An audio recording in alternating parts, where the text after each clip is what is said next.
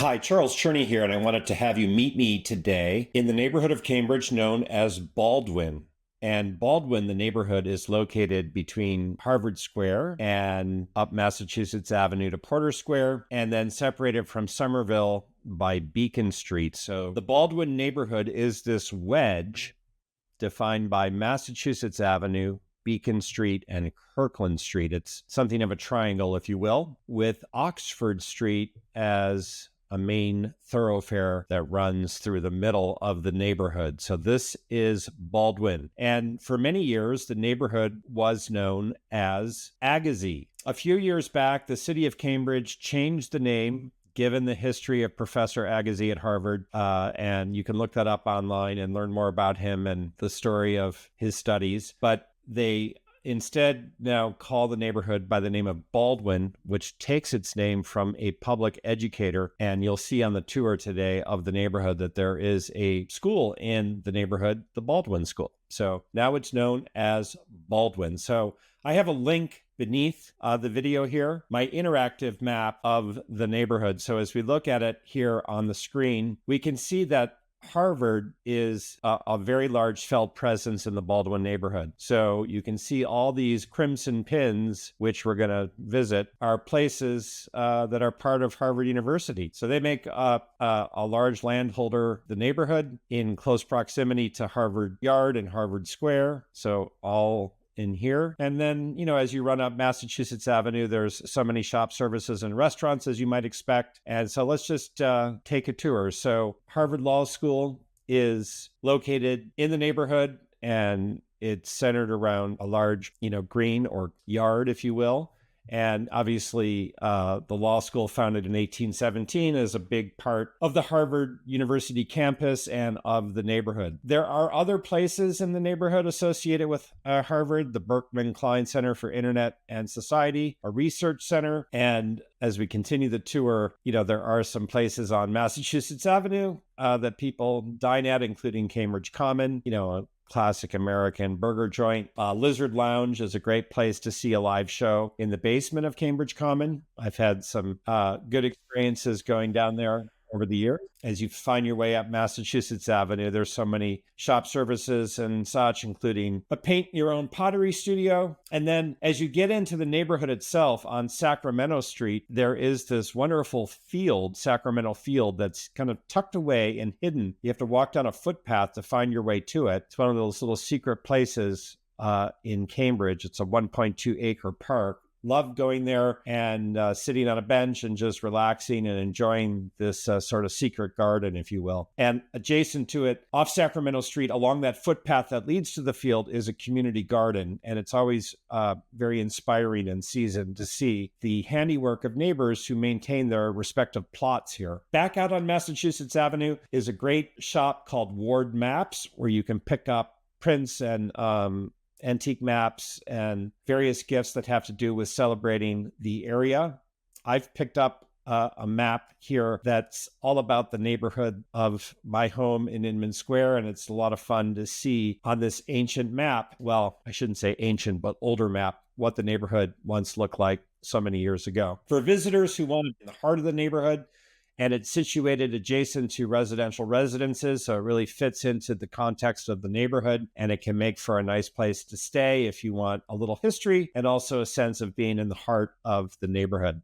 This is on Prentice Street off Massachusetts Avenue. Nomad is a fair trade product store with furniture, art, and jewelry from around the world, a real mainstay of the Cambridge neighborhood for many years. It's fun to go in there. It's very colorful. Love that about the store. The Abbey is another eatery and bar, basic pub style American bites and, a casual neighborhood vibe right on Massachusetts Avenue. Hair salon, Judy Jetson, another longtime shop for women's clothing, Clothwear, which used to be in Harvard Square and moved up to this location. And then Leslie College is very much a felt presence in the neighborhood. Their Lunder Art Center opened some years ago and is close to Porter Square, and Porter Square Books is going to be moving from the Porter Square Mall to this location on Massachusetts Avenue adjacent to the Art Center.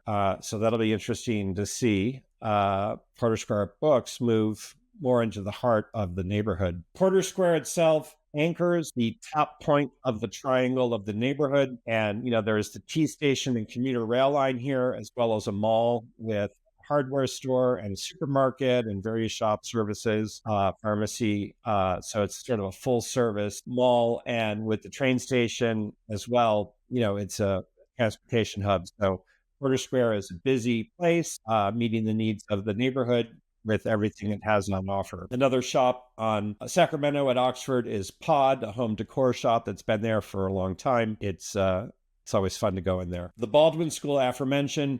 This is a Cambridge public school, grades pre-K through 5 at the corner of Oxford and Sacramento. And the educator who gives her name to the school now also gives her name to this neighborhood. There's a community center on Sacramento Street behind the school, as well as an art center set back from the street with this colorful building seen on the screen here, which is great with arts programs. And then again, as mentioned, Leslie is very much a part of the neighborhood. This is a private co-ed university with programs mainly involved with education and teaching. The Harvard Museum of Natural History is found in the neighborhood, and it does draw quite a few visitors, as you might expect. It has a famous glass flowers exhibit. There's also a museum of archaeology and ethnology. The chemistry department and chemical biology department is located in a big building off Oxford. So there's a lot of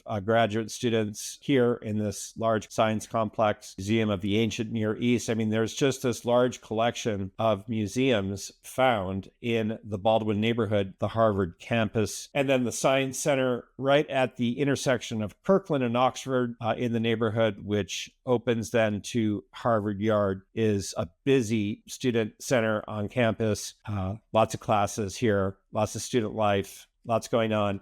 And, this is anchored in the corner of the Baldwin neighborhood amidst all these Harvard buildings. Center for European Studies is up Kirkland Street. It's remarkable just how much is going on in the Baldwin neighborhood that has to do with Harvard. William James Hall is a 15-story building up Kirkland Street in the Baldwin School neighborhood, making it the tallest building in the neighborhood. It dates from 1963. It seems to some a bit out of place, but then it's been there for so long now, it seems to be very much part and parcel of the neighborhood. I once had a class here as a Harvard student, and, there's a lot going on in this building in terms of studies and classes and research. And then further up the street is the Nieman Foundation for Journalism, where Nieman Fellows from around the world come for a year of study at Harvard. And again, it's just amazing. This is more of a house than a building, and it's set in this lovely residential neighborhood, which is the Baldwin neighborhood. The Divinity School at Harvard is down Francis Avenue in the heart of the Baldwin neighborhood, and they have some larger buildings, but then